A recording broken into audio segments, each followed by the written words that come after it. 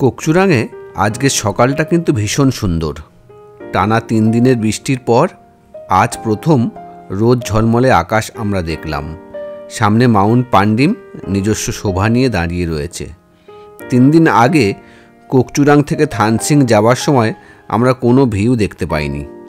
আজ ফিরে যাওয়ার দিনে পরিস্থিতি সম্পূর্ণ আলাদা। এক অসাধারণ ভিউয়ের সাক্ষী হয়ে আমরা নেমে যাচ্ছি নিচে সোকার পথে। কোকচুরাং আসার পথে আমরা জংরি হয়ে এসছিলাম, কিন্তু নামার সময় আমরা অন্য পথে সরাসরি পৌঁছে যাব ফেডাং, তারপর সেখান থেকে সোকা। তো চলুন রওনা দিই সোকার পথে।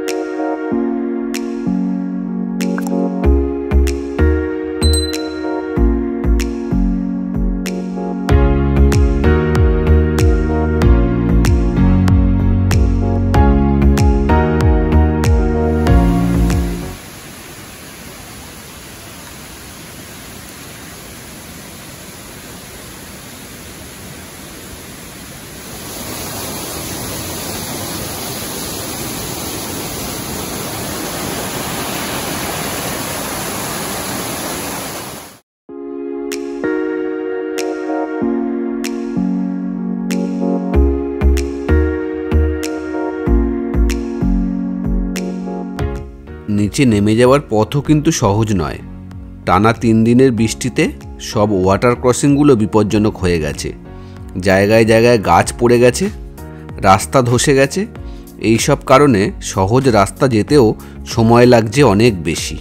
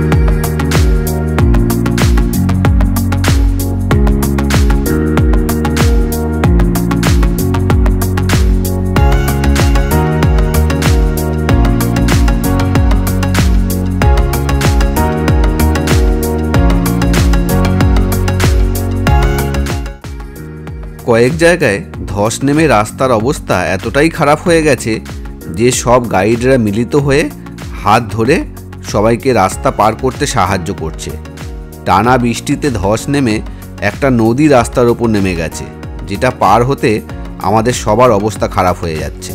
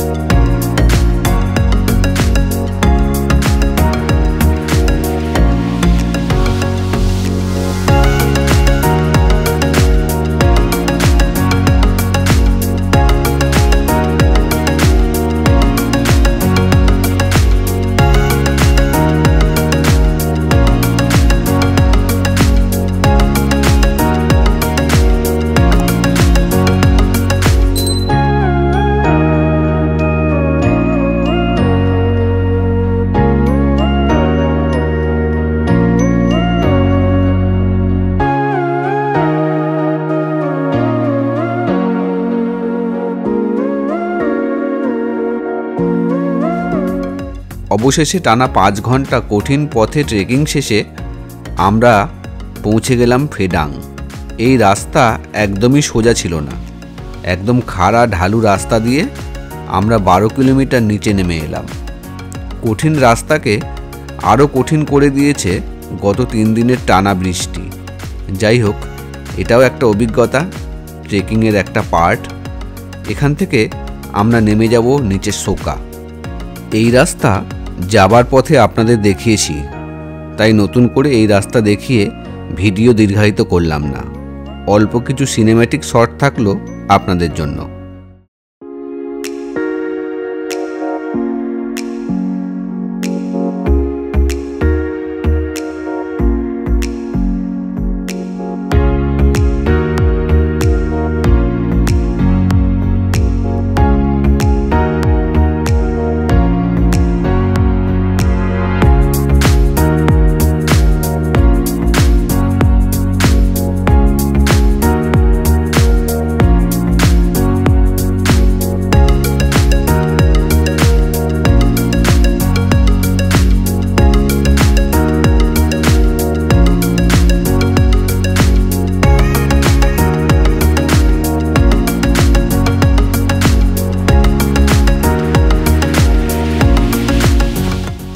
টানা বৃষ্টিতে ল্যান্ডস্লাইড, 100-এর উপর ওয়াটার ক্রসিং, আরও অনেক কঠিন পরিস্থিতির অভিজ্ঞতা আমাদের ট্রেকিংয়ের ঝুলিতে সঞ্চয় করে অবশেষে আমাদের এই গোয়েচেলা ট্রেকিংয়ের পরিসমাপ্তি ঘটল।